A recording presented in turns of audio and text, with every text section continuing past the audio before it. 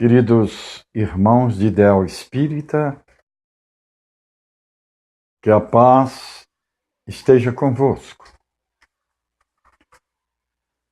No programa de hoje nós vamos ver um assunto bastante interessante: ressurreição e reencarnação. Aparentemente palavras diferentes, cujo sentido lhes asseguramos ser o mesmo. Jesus, quando esteve entre nós,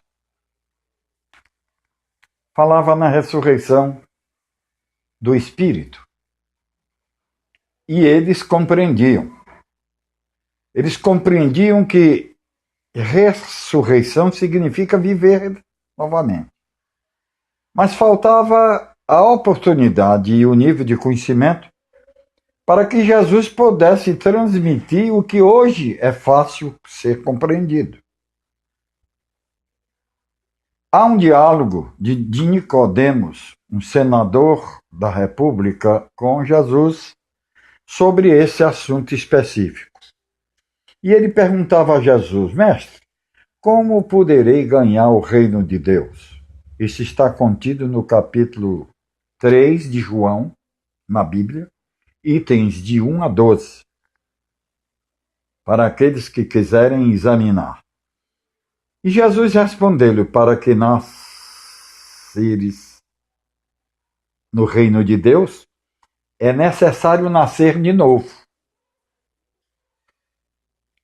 Ele entendeu, mas não compreendeu.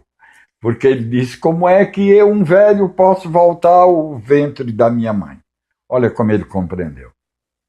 Jesus não explicou-lhe, porque talvez fosse infrutífero, ininteligível, dentro do conhecimento que mesmo um senador poderia ter.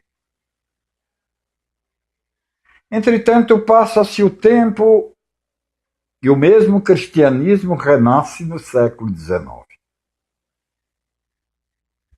O mesmo assunto, ressurreição, volta à baila, mas com a terminologia diferenciada. Reencarnação. Numa prova cabal de que agora sim nós temos uma ideia pelo menos mais aproximada. É uma nova carne, reencarnação. É uma carne nova com o mesmo espírito. E esse assunto, queridos amigos, não é um assunto novo, é antiquíssimo. Ele consta já do Velho Testamento no primeiro livro de Moisés, que é Gênesis, aonde no capítulo 15,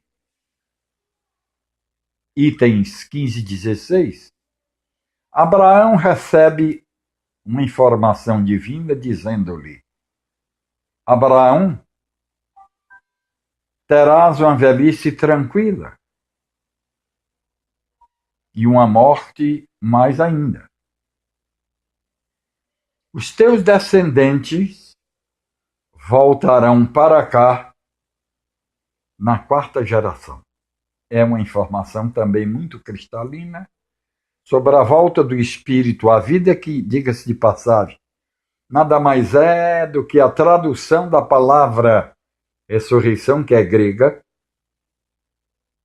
e que nos chegou ao Ocidente traduzido por eles, que eram, sem dúvida, o maior nível intelectual no mundo na época, onde conseguiram traduzir para nós outros todas as Bíblias, tanto o Velho quanto o Novo Testamento.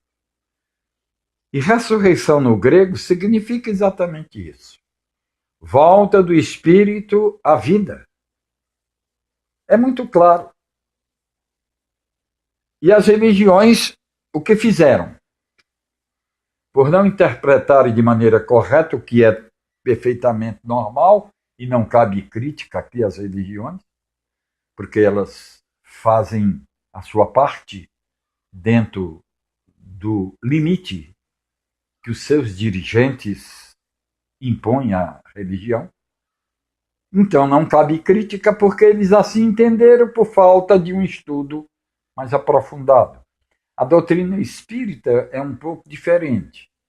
ela nos permite, sim, adentrar ao espaço que não foi possível aos nossos antepassados. Reencarnação significa a mesma coisa de ressurreição, só de uma maneira mais esclarecedora. É o espírito voltando à carne. Em outras palavras, em cada vez que o corpo morre, o espírito volta ao seu local de origem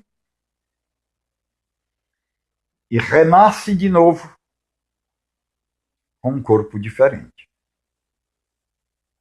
Seria absurdo querer implementar o mesmo fato dito de uma maneira diferente. Os antigos egípcios, os mais bem remunerados, eles tinham sim a ideia da volta do espírito, aproveitando que eles embalsamavam o corpo dos seus faraós e dos parentes dos faraós. Por que esse trabalho? Porque a ideia é que eles voltariam a viver e necessitariam de ter um corpo. A ciência mostra que isso, mesmo embalsamando um corpo, ele pode estagnar o seu deterioramento, mas não vai servir mais para reativar células e dar condições a se renascer. Efetivamente, recebemos sim um corpo novo, para poder dar continuidade ao processo que Deus quer de nós. Que processo? O processo da evolução. Não é possível evoluir-se o suficiente dentro de um período de 74 anos, por exemplo, que é a média de vida do povo brasileiro. Nós precisamos de mais. E sabemos isso. Sabemos que não é possível saber tanto num período. Por uma razão simples também. Que a dinâmica de Deus implementa no mundo o avanço constante do conhecimento. E quando eu paro de examiná-lo, eu estagno-me. Eu fico distante de uma realidade. Se observarmos, as religiões, lamentavelmente, têm esse tipo de comportamento. Estagnam-se por não entender que o mundo de Deus é um mundo dinâmico com progresso constante. Muito simples. Se aprovam ou se gostaram do vídeo, por favor, divulguem-no.